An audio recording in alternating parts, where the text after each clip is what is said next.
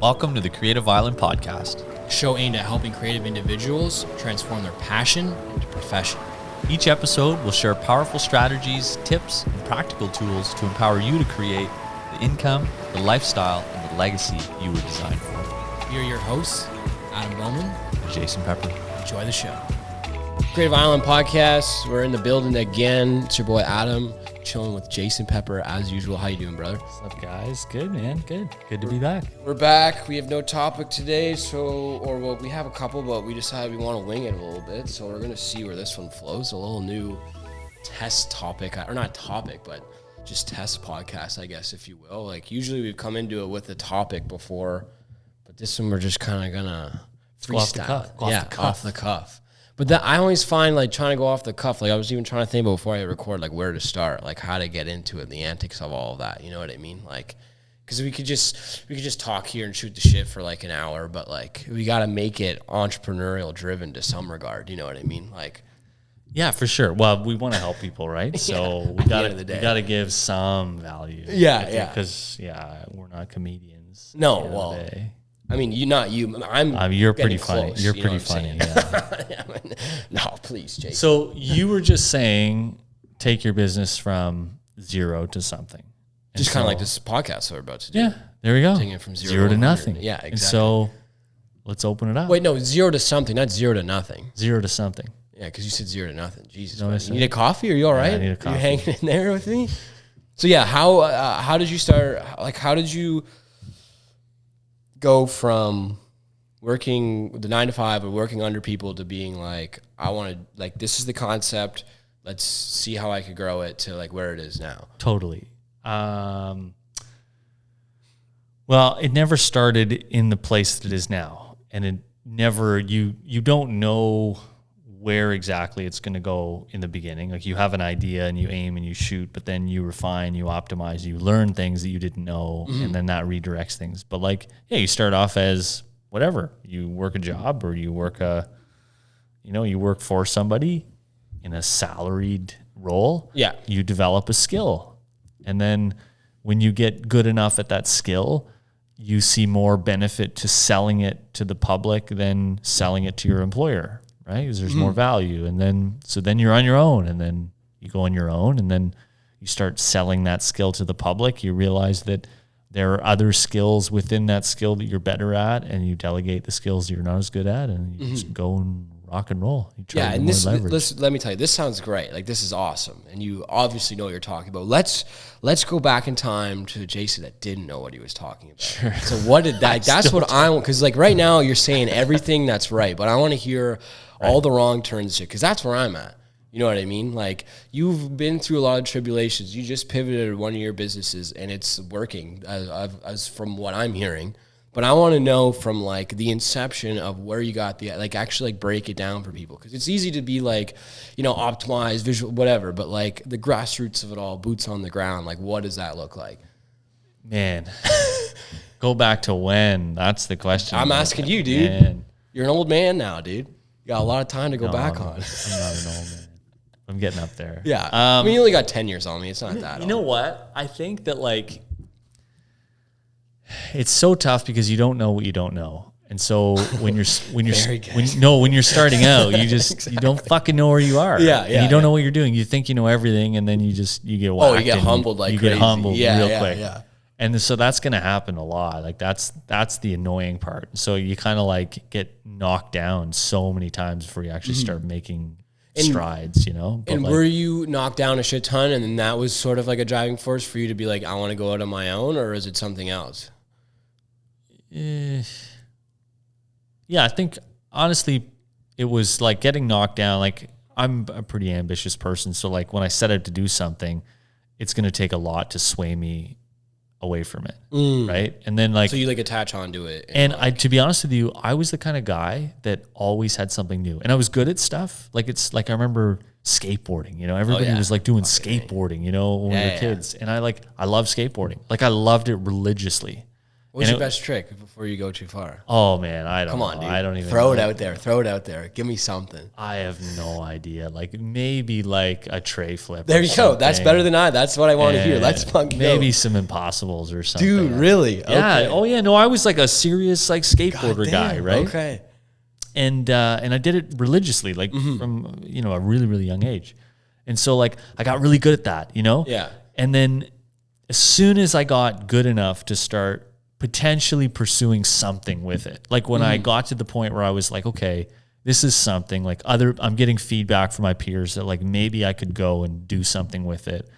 The next shiny thing came along, and it wasn't skateboarding anymore. And so it was like maybe 8 or 9 years of like working really hard at something to like flipping and going to something else. And so, I mean, I just gave skateboarding as an example. That was a big part of my life, but it was also music. I was also doing music like crazy, right? And so that was a shiny thing. And so I was going down that shiny path. And then, fast forward a few years later, when I had all these like skills at stuff that I like doing that were good conversation starters at a party or a good way to meet people, but I realized like I didn't really have a plan. And I was just like learning stuff and then giving up on it too soon. Learning stuff and giving up. So I had a habit of giving up before I actually got to like, or like realize the potential of it. Yeah, realize the potential of something, right? So I was like, wait a minute, if I do this my whole life, it's going to take me a fucking long time to get to where I need to go. Yeah. So I got to just sink my teeth in and just like, and then I got turned on to some guys that were, hey, yo, turn on to some guys, dude. Hey. then I got introduced to some people who were like doing entrepreneurship, and I was like, there was so much overlap with what I was doing and all those other things that I was like, how old was this? Like college? Maybe 17, 17, young. 18, 19. Like I don't think I was quite 20 yet. And so those guys were like, or guys and girls, there's a mix of them. And they were like, hey, why not just like not give up? Why don't you just keep doing it? And I was like, oh, well, like, what do you mean? Like, I'll just do the next cool thing, And so I got in this habit of like giving up all the time. And then the only thing that's really changed from really young Jay that loved to just like practice kickflips in his garage for 7-8 hours a day to like the Jay of today is that like, I just don't give up. Like, I just don't take no for an answer. Like, a knockdown, like a metaphorical punch in the face, or like some crazy life-changing dramatic event, like never give up. Like that's our thing. And like my relationship with Lana, same thing. Never give up. Things are going to get really hard, but like we're not quitters. So like we're not giving up. You're going to feel like that, but like we're not quitters. So that's it. And so like I just set that hard line. And so now everything I do, I tend to go further than most people just based on that one ideal kind of change. And so anyway, I'm just going off the cuff, but that's something. But let me touch on, are you more like, not anxious? Are you more wary going into something now? Like, are you like, cause like you have this. No, I'm not. So like, but like, let's say you have like the businesses now, but like if something pops up, like, are you more hesitant to go into it cause it'll consume you? Like, are you more? Yeah. Oh yeah. I'm way less, I have way more control over that shiny object. Like I still get swayed, right? You still look at stuff and go, oh man, that might be a lot. That might take a lot less time than what I'm doing to get to what I want. Like that's the temptation now. It's like most of it is business form and not like hobby form. You would say like there's nothing you want to pursue like fine art photography or some shit. Like it's a means to like make money or something like that. Yeah, it's just like it's vocation and vacation are just like a blend now. Oh, okay. Like I used to have lots of hobbies, like things that I did on the side to like pass the time that were just like self sort of to recharge my batteries or whatever. And I have those things, but they blend into what I'm doing. And so it's all sort of the same thing. But I get tempted all the time. But like I have way more self-control and I have way more focus on what I'm doing. It's the only difference. Like Jay still has too much to drink once in a while. Yeah, still goes a little bit wild. And just like I'm still Jay. I haven't changed almost at all. I'm still the same guy. I just have a way higher tolerance for like not giving up.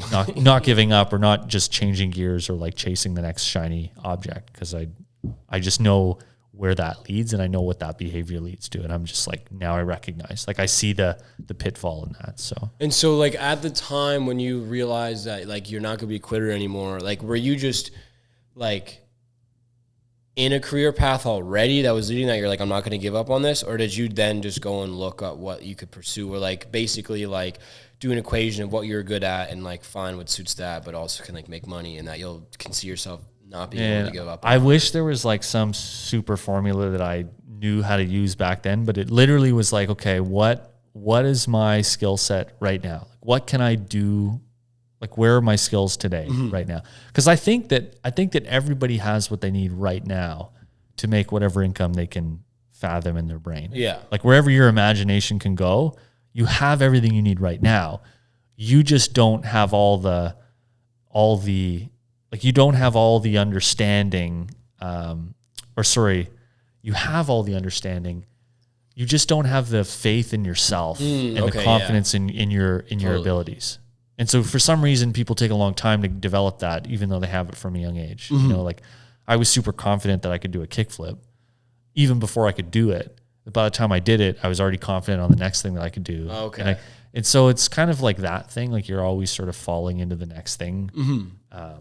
But yeah, I can't remember where I was going with that. But a lot of that makes sense for sure. Like I was very similar. Anyway, what I was saying is I didn't have a formula. I just like, I kind of knew where I was good at, and I knew my sort of world of expertise. And then I just like, I kind of maybe indirectly profiled some people like based on what they were doing and where they were, and kind of just made some loose connections between like what I was doing and how I could make money, and then potentially just like pursue something that was challenging that would keep me occupied for a while before I like started looking for a shiny thing again, you know? Okay. And then how long has it been before, like, since you've looked for a shiny thing then? Good question. I think I'm still pursuing shiny things, but they're just more in alignment to what I'm doing now. Oh, like I'm not jumping out of from lane to lane. I'm still staying in. I'm trying to stay in my lane, but keeping that carrot, you know, like the next step. Like the next like level. there's more shiny objects in the lane that you're in that still lead to like the goal. Like it's just inside the lane. Like I'm still excited about shiny objects, but I'm not. You're not going to start a band tomorrow and go. Yeah, like I'm not doing a 180. Yeah, no, going back to like skateboarding or something. Yeah. I mean, dude, I'd be all for it, man. Yeah, it'd be cool, sick. Right? But my knees couldn't take it, or dude, I'd shoot a killer ass video though. And I just couldn't do the injuries. Stack clips, like no. That's why I skateboarded for probably like 6 years. Never got that good, and I was like, I hurt myself. Not too bad, but I was like, yeah, if I keep on doing this, like this is a dead end street. Yeah. But that's how I got into filmmaking. So like it worked out for me. Because I was just like, there's this one dude I still like know from a neighborhood who always had the big camera, and I was like, that's so fucking sick. Like I want to be the dude who filmed shit, but like I had a GoPro or whatever, and I made some stuff. Like it's probably buried on my Facebook somewhere, but I never like had too many good skaters to shoot, because all the big, like when you're a little kid and like big skaters, you're like scared to film them. And then like the iPhone came out, so it made everything kind of redundant. You know what I mean? Right. So like, and then like, I'm not really in that sphere. Like it doesn't, like I still watch skate clips and stuff like that, because it still kind of gets my motor going. Like if I'm on Instagram and I see some stuff, I'm like, oh man, that's cool. Man, I haven't watched anything about skateboarding in like forever. Really? Yeah, just like it just hasn't crossed my path like at all, which is crazy. I mean, this is a little off topic, but who are you watching back in the day? Like who are your guys? Oh man, like Rodney Mullen era and stuff. Post, like this is after Rodney Mullen. But like I was big in like the Flip Really Sorry guys, like Mark Appleyard and like like Andrew Reynolds Reynolds, but like oh man, like I'm like thinking back to Tony Hawk, man. No, like obviously, but yeah. Those guys were just like the unattainable. I like the street skaters. Like I like guys doing rails. I like guys with scabs on their elbows doing kickflips over sets, asses like blown out because they're trying to jump. Yeah, like that was stuff that was really cool for me. Yeah, and like especially the guys that blended like punk rock and like music with what they were doing. Like that was like totally my lane. Love that stuff. Yeah. Like I Mark Appleyard was like, I think, is it Mark Appleyard? Yeah, Mark Appleyard. Yeah, and he's so huge. he used He's to in like all he'd the play video like games and Beatles shit. stuff, or he'd have like just cool like punk. Yeah. Like, you know, he'd be listening to Iggy Pop or something like Jason that. Dill, you know, Jason Dill, he did that stuff where he'd do a lot of punk stuff. Like he'd be skating in like jeans and like a vest, like from like a 3-piece suit type of vest, like a weird cat. Like, yeah. It's anyway, crazy. sorry to get off topic here. If like you're shout out to all the skate fans out there. Cause there's a lot of overlap. That's where I got into culture realistically. Like when I was like, probably like 15 before I really got out of like just only knowing skateboarding and like sports, I was like, what shoes do people wear that aren't skate shoes? Like that's how like naive I was. I thought I was the same way. You know what I mean? I like, was the same way. If you're not wearing like a girl shirt or like a DC shoe, like, you know what I mean? Like that was the realm. And then like I was like, okay, obviously like you're very like naive and narrow-minded or narrow-viewed in it because there's a lot of shit out there. But like, But I to touch back on the shiny things, like I was the same way where it was like, but it was more oriented towards sports because like I said, in a way podcast online, it was going to be athlete all the way. And it was like 1 year it'd be baseball or soccer or football, rugby, like curling, hockey. Like I tried everything, golf, like whatever. And it was just like, I jumped ship way too early to really get good at anything. Totally. Like there's a point in time where like a lot of people I was playing hockey with broke off to go like, you know, the AA, AAA route. And like, I was like, I forget what age it was. But I was like fairly young, and I was like, I don't really want to do that because like it was just going to be politics and shit, and like you could already start to see that even at a young age. Right. But like if I had broken off, maybe. But then like when you start actually trying to go to the show, like it's just, there's no like you got to be something crazy. You know what I mean? Like you can, at the end of the day though, like best case scenario, could have got my education for free and got a full ride or whatever. But it was just wasn't in the cards I wanted to play at the time. You know? Yeah, it's tough, and they make it tough. Or like the barrier to entry is only going to take the people who are serious about it. And that's, they know that. They know that people are kicking tires and like. Well, it's serious, but also like before then, it's like, do you have the money to like play? Yeah. It's like a big thing. For sure. And then after that, it's like. But even if that's not the case, like soccer is a great example because like soccer is a sport where like the poorest people in the world play it, but then they become world fucking class. Oh, dude, yeah. Players making hundreds of millions of dollars a year. Like Neymar's story is pretty crazy. Like a lot of those Brazilian guys, their stories are insane. It's crazy, right? And so, but yeah, anyway, like I like sports too when I was young. Mm-hmm. And so like I had all these things and I like cars, you know, I was like hanging with the car guys. And I was like, but I was also like, you know, I like the sports guys. My brother was a goalie and played, you know, hockey like right up until I guess like the end of high school. I guess that's like what, midget, I guess. Yeah, midget. Yeah. Somewhere around midget. Junior, midget, senior, whatever. Something like that. And so he was always in that. And like, I'd always just rip puck with him in the backyard and just like pepper him all day long, with shots. And so like there was, I don't know, we had so much. Like we had dirt bikes growing up and like motocross was cool. And like, that's dope. So we were like super into that for a while. Dude, I wanted to there's one point, like I don't know what it is in me, but I get like, there's a flame in me that like, if it gets caught on anything, it just goes like crazy. Yeah. That was like, that's me in a nutshell. Because we went to, the Gopher Dunes, like out in like Southern Ontario. Yeah, well, I guess sure. we are Southern there's Ontario. Dunes, there's quarries and dunes all over the place. The Gopher Dunes is a sick place near my cottage where like once a blue moon, they'd have like dirt. Like actually one of my good buddies, Keegan, shout out Keegan. He was like, I don't know if he still does it, but he's got rods in all his shoulders and shit. Cause he just dirt bike forever. Yeah. But we went out once and like, I remember just being there. There was like the Monster girls were there, like handing out Monster Energy drinks. And I'm like probably like 14, like hopped up on Monster Energy, like hearing the brop and like catching like tearaways from people's goggles and stuff. Like, oh my God, I want to do this. And like 3 days later, it's like, yeah, no, I'm good, dude. Yeah. Like, there's no chance. Like mine lasted a bit. We were poor. So like we didn't have like, as long as you get some 2-stroke oil and whatever, you get on your way. Yeah. But like, I remember when like I first got into it, I was like, Mom, please.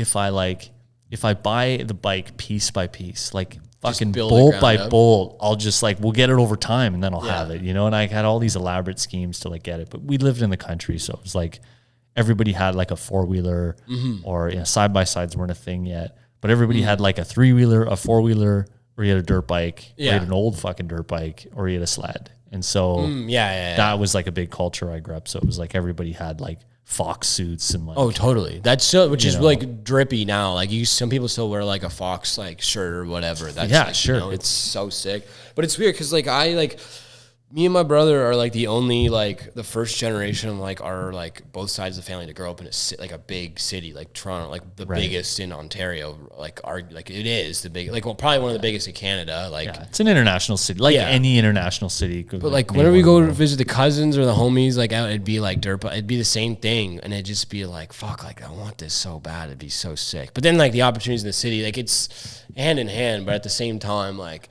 It was always like, like going on like my uncle's sled or whatever, like, and it's just so fun because it's so different. But like, that's how I grew up. So it's weird, like being in the city and like a lot of people I meet who are like more country, just like kind of look you up and down. Like, there's no way this guy's got it. But it's just like, I'm surprising sometimes, you know what I'm saying? Like, no, you went the other way though, where it's like country to city. Yeah, I went the other way. Yeah. So like, I guess like I've always been a bit of a thrill seeker. And so I just like, now the best thrills are the ones you wait a long time for. Not the quick ones. So maybe that's what I'm trying to say. Yeah. Because I'm super aware of me jumping ship and jumping lanes. Like I can vibe with all those guys. Yeah. But like totally. For example, my dad, my brother, like we got tons of buddies. They're sled guys. They all got sleds. They all got their little trails that they go to, and they got their kits and their crazy machines that they're they tracking all the snow squalls to see like every winter. They're as extreme in Canada as it gets. Like we're known for it. Those guys are they're up there, right? Yeah. No, my uncles are the same thing. I just couldn't be bothered. Like I like all that stuff, but I'm not like, I know that I'm not going in that lane. I just not till I'm old and I'm bored. And but then if the opportunity presents itself where it's like, yo, you got a weekend, come rip a sled. It's like, one, like, you know what I mean? Like, once in a while. But like, But it's just one of these things where like, I'm just super aware of like not jumping ship too soon. But like the thing you said where it's like the things worth doing with whatever, however you worded it, like for like the long time, it makes me feel way fucking better. Because filmmaking, that process is like... you got to go the distance. You throw a dart and it's in the air for like however long you can keep it in the air before it hits the board. And you're 100%. Hoping it's a triple 20, but like, you know what I mean? 100%. Like, so like that makes me feel a lot better. Because obviously like I'm young, so I got some time to put it... I mean, I say this like every podcast, but still like it's invigorating because you're working towards something. And to your point, like... I don't really want to hit, like we were talking earlier about Oliver Anthony. Shout out him. Song's great. He's doing great things. He's keeping smart because like I think he got offered like, I think it was like $6 million to sign, and then you basically sign your life away. And then like, that's basically the opposite of what he's singing about. But I don't really want that like viral clip then you get put on and that's like all you're known for. You know what I mean? Because it's like, that's what a lot of people are doing nowadays with like TikTok and stuff. Like there's a lot of people who are just like booming up. But it's like, you're just in sort of the game of relevancy where you're trying to like stay relevant and keep, you know what I mean? And like, I don't want to rely on like that, you know what I mean? If that makes any sense. Yeah. Like, I think there's people that are just capitalizing like in a time, in a wave, in a thing. And that's always been the case, right? Those thrill seekers are just going to go and find the short-term immediate gratifying high, right? Like the TikTok, they'll just do something till they get that whatever threshold they're looking for. And then I don't want to say it's easy because it's not easy, but you're playing to the marketplace rather than like the marketplace playing to you. Mm-hmm. Like I'd rather be the guy doing the same thing for long enough till people start to revolve around me rather than I'm just revolving around everyone else. Yeah, you want to be the source of gravity other than like you like obeying to other people's sort of gravity. And that's the other part like I think about myself, and I'm sure a lot of creative people like that. Like I like to march to the beat of my own drum. I've always been that way. I've never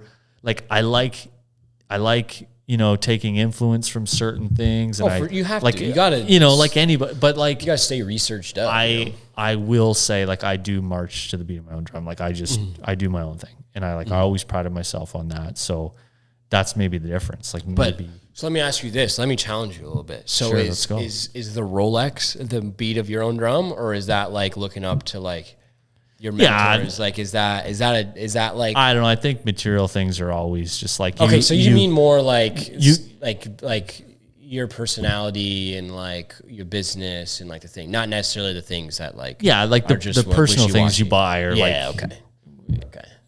When you get to a certain income or you get to a certain level or you get around a certain type of person or like there's just things that sort of float around, right? Like I have people I hang with that drink like will just drink, American beers, but then I have people I hang with that drink $1,000 bottles of wine. It's just, they're both drinking. Yeah. It's just two different people doing two different things. Yeah, and it's for like, sure. there are people that read the time from a Casio watch that they get on Amazon. And there are people that don't have a watch either, that dude. have Patek Philippe's. Like true. It's so there's like APs, there's a whole other world there, right? Yeah. Which I'm trying not to go down that rabbit hole too. That's a fucking sickness. Don't go down that. And you mentioned there's a lot of people around you now that are like going, like not necessarily going down that, but are like splurging. And like, that's sort of like you're saying how it's like, it's not addictive, but it's just like, oh fuck, like I want to go get. Well, again, those shoes. I want to go get. Man, that, oh yeah, because you start seeing money and you're just like, oh man, I could have that before him, and like that's fun, right? Like that's what it all is. Like I had some friends we were talking earlier, like going shopping and stuff. Like, we're making some money. Great, awesome. I know. But again, it just becomes this short term. Yeah, it doesn't really mean anything. Doesn't at the mean end of the anything. day. Yeah, like for sure. But I mean, like I've grown up in that era of just like trying to better people, and now I'm like trying to like slip out. Like it's like such a hard magnet where like doesn't matter at the end of the day. You know, Doesn't what I mean? matter. Like, I like why am I wearing Kim Kardashian branded hoodie right now? Like it doesn't. Are you? Is that yeah, Kim? Skims, dude. Like what the fuck? Like That's it's like hilarious. $120 hoodie. Should I have bought it? No, but I did. Like it's like my I wife can't loves like justify the it. skim stuff. Dude, That's it's so great. funny. I didn't even know they made men's stuff. No, it's not. It's just, it's like ambidextrous, I call it. Like it goes both ways is what I'll say. Like, I see. It's like a woman's cut. I got the matching track pants too. Those are definitely women's. I'll wear the fit on one of the podcasts so you could see it. It's fucking. I'm trying to think of like the pants that Alana's been like looking at and like the stuff that, the pants that you have. They're probably very, very similar. Because like you can tell her women's pants, you put your phone in the pocket and it just falls out every time. Right. Because like I have a couple vintage. Like I have this pair of like Calvin Klein vintage ones. Like I like thrifting because it's a lot cheaper. Yeah, totally. And I found they're a women's cut. You can tell by the pockets, but they make my ass pop, and they're like super sick cuts. So I'm just like, come on, dude. Perfect. Come like, on. But still, like at the end of the day, like we were saying, like it shouldn't really matter. Like it should just like it doesn't fucking. It's just matter. what you like, Like Yeah. I don't know. I don't like to profile people. Like I don't look at someone that has something that's really expensive, and I try not to like profile them based on the thing. Yeah. Go on that again. You like. No, like I You wouldn't only like people with money, Jason. No, I wouldn't profile somebody based on like what they had or didn't Oh, have. okay, yeah. Like totally. that's like because I know guys fucking that, Bill Gates, dude. Yeah, no, for Guy sure. looks like an idiot. Like not like no offense to him, obviously. No, he does. He's He cable does. knit sweaters with like a little Oxford like collar sticking out, slacks, and like Skechers. It's Yeah, just he's like, not. He's not. like, what else do I need? But he's doing him, right? Yeah. So you can't see. You can look at him and say, oh, he looks like he's Bill Gates. Like he looks like Bill Gates. He doesn't care. Like I know guys that try to look expensive that are fucking super boneheads, and I know guys that look expensive and they're fucking worth every penny of it. Yeah. And they're wicked ambitious guys. If you met them, you just sit in a room with them and you're like, oh my God, this person's just like amazing, And so it's hard to profile people. No, for sure. Like I've been in situations superficially. I've been in situations like that where I've been on like a music video shoot, like a decently bigger, where I'm just like a camera tech or something, and like one of the producers is there wearing like a fucking suit. I'm just like, come on, dude. Like, and he's like a younger dude, like all young team. Like, no, I'm like, what are you doing? Because he was like in the gauntlet, realized he was like in over his head because one of his first projects. And I was just like, oh my God, like turtleneck, I was just like, dude. Yeah. There's another one, like Steve Jobs, turtleneck and blue jeans, and that's maybe it. he's one of those guys. Like there's this one guy in a story I read a while ago. I just remember it because it's so ridiculous, but it is what it is.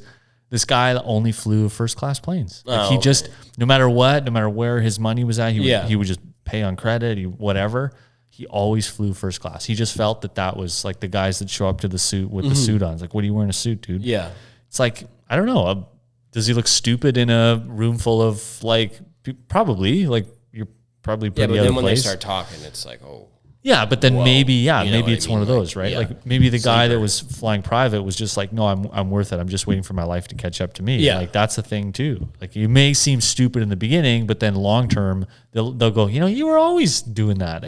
All right. And but it's people like get spending rent on a first class flight is kind of ridiculous. You know what I mean? Like, there's people do a lot of ridiculous things. Okay, sure. me included for sure. Yeah, well, I know, like, and me included. So I know from a lot of like the comedy podcast list too. A lot of the dudes dudes say that like who are non-splurgers that don't like, maybe they got like a nicer car like because they never had a car before, but a lot of them like the number one thing is like I only fly first class because they're flying all the time, like it's like the gig life. Yeah. And I'm like, I've never, like, I have like economy my whole life, obviously. I've never even flown I've probably flown just over 10 times. Like, not, yeah, not I think I got bumped to like business class once by like default, but just by like someone like double booked my seat and they're like, well, we have that one. I'm like, okay. Which is sick, but it's just like. But other than that, yeah. But like, I mean, I get it. If you're like a comedian, I get it, or whatever touring thing. But I mean, like, and I don't really know what this means in the whole grand scheme of this podcast. But like, you know, like I'd love to fly first class one day. But yeah, hey, like when you have the means, like whatever that looks like for you, like hey, like